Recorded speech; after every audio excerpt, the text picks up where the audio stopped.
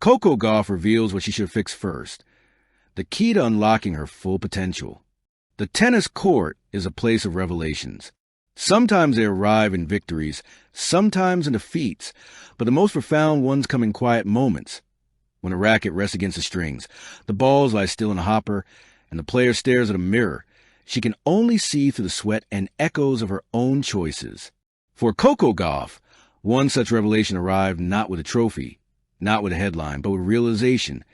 She had been chasing everything except what truly mattered first. This is the story of that insight, a turning point that reframed her entire approach to the game and, ultimately, to herself. The backdrop: talent meets expectation. Coco Gauff's rise in tennis has often been described as meteoric. From her astonishing breakthrough as a young teenager to her commanding presence in WTA events, the world has been captivated not just by her skill, but by her poise, her intelligence, and her relentless ambition. But with fame and expectation comes a subtle trap: the temptation to chase improvements in all directions at once. Serve, footwork, shot selection, mental toughness, all important. Yet when a player is bombarded with advice, coaching cues, and self-critique, it's easy to lose track of the sequence of growth. Coco had felt this tension keenly. She worked tirelessly, adjusted endlessly, but progress sometimes felt slower than her own expectations. Something was missing, a first step that she had overlooked, the moment of insight.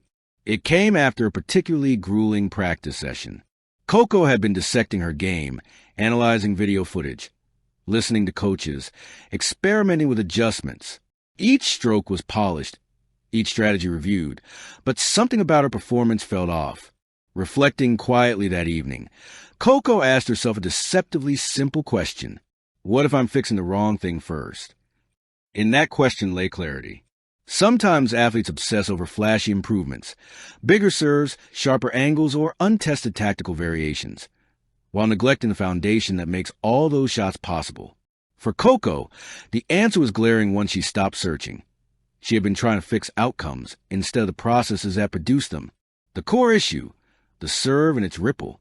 In interviews and reflections, Coco often pointed her serve as both a strength and a source of frustration. It was powerful, athletic, and technically sound, but she realized she'd been treating it as a standalone weapon rather than as an integral part of her rhythm and timing. A former pro she consulted explained it like this: the serve is the trigger. It sets the tone for every point. If it's misaligned, even slightly, the entire structure of play feels off. This made Coco reconsider her priorities. Rather than chasing marginal improvements in ground strokes, volleys, or movement patterns, she had to first anchor her serve, its mechanics, its rhythm, and crucially, her confidence in it. Process over outcome. This realization changed how she approached training. Instead of measuring success by aces or points won, she began focusing on processes, consistency, and preparation. Coco worked on her pre-serve routine, ensuring the toss, stance, and breath were aligned for each attempt. Trust and muscle memory.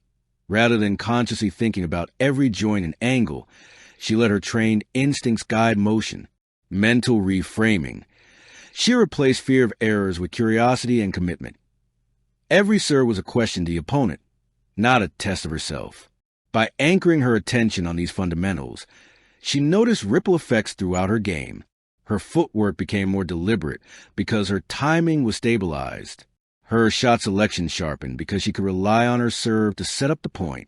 Even her mental focus improved as she carried certainty into every rally. The broader lesson: foundation before flash.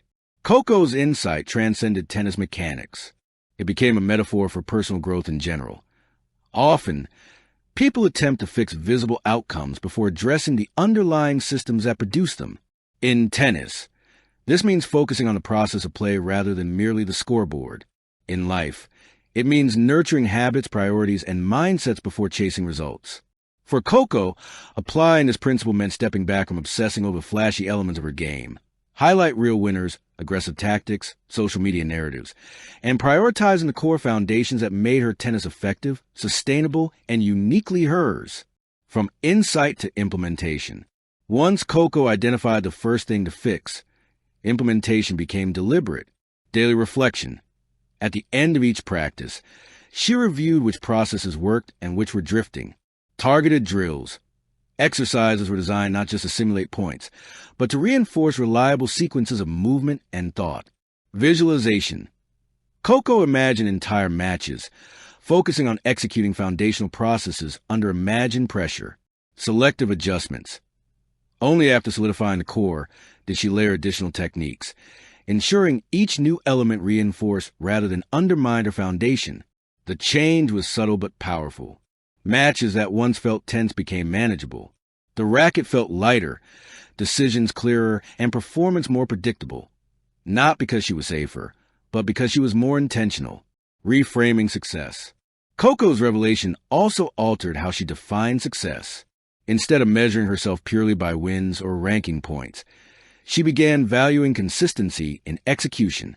Did she execute the process she intended? Did she trust her preparation under pressure? Did she allow herself to play freely without fear of error? These new metrics provided a mental buffer, a lens through which even losses became lessons rather than setbacks. A missed shot was a data point, not a judgment. A lost match was an opportunity to refine processes, not a condemnation of ability. Impact on matches. The effects were visible in competition. Her rallies became more predictable in the best sense. They flowed. Her serves gained stability, allowing her to dictate points.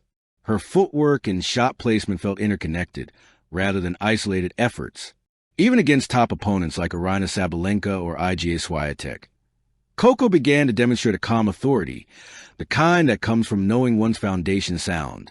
She could respond to pressure without panic. Conclusion: the key to unlocking potential. Coco Gauff's journey teaches a timeless lesson. To reach your full potential, you must identify what to fix first, and fix it with intention.